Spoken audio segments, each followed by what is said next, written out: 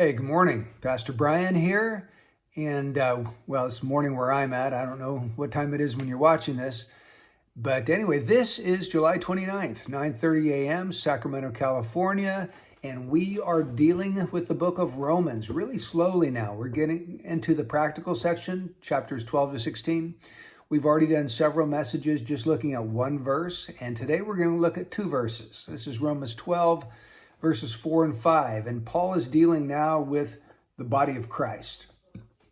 He says, "For just as we have many members in one body, and all the members do not have the same function, so we who are many are one body in Christ, and individually members one of another." So in these two verses, the Apostle Paul is bringing out two great truths about the body of Christ, which is the church of Jesus. First truth, the diversity of the body. He says, "For just as we have many members in one body, and all the members do not have the same function." In other words, we're different. We have different functions. We do different things. We have different roles. And actually, that is a good thing. If all of us were preachers, there would be nobody to listen to the preaching. If all of us were servers, there would be no teachers or preachers. Try to imagine a body made up of 1,000 eyeballs, and that's all. There's nothing more. Well, this body could see really, really well, but it couldn't hear, couldn't smell, couldn't taste, couldn't speak, couldn't walk, couldn't talk, or even move.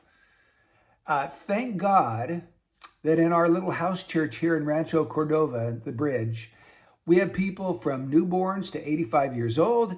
We have Caucasians, African Americans, Mexicans, Koreans, Russians. We have people from all different kinds of walks of life, and they all have a different perspective. They have different spiritual gifts, and I'm sure that's exactly true in whatever church you're a part of as well. That's a beautiful thing. That's a good thing, and that's the way God designed it. But the second great truth about the church is the unity of the body. Paul brings that out in verse 5. He says, "So we who are many are one body in Christ, and individually members one of another."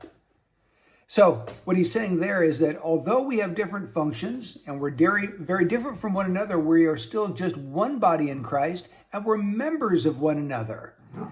So that means that I'm a part of you if you're a part of the body of Christ, and you're a part of me. And together, all of God's people form one body in Christ. So you might be like the hands or the feet, and I might be the nose or the mouth or the eyes.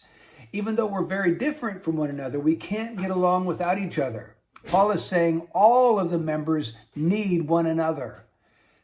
In the same way that the eyes need the feet, imagine a situation where you see a car. You're a great big eyeball, and you see a car speeding down the road towards your child who's playing in the road, and you know that that car is going to hit your child, but you're just an eye. You don't have any feet. You can't move. But I'm the feet. I have the feet, and so I run into the road and I snatch the child away from the oncoming traffic. The eyes and the feet need one another in order to accomplish the will of God. And I know that's kind of a silly illustration, but I hope you can see the truth behind it. All of the parts of the body need one another. None of us are an island unto ourselves. None of us have all the gifts. We need the gifts of one another. So I hope this causes you to appreciate one another in the body of Christ. And I hope it also causes you to see your own distinctive role or function within the body.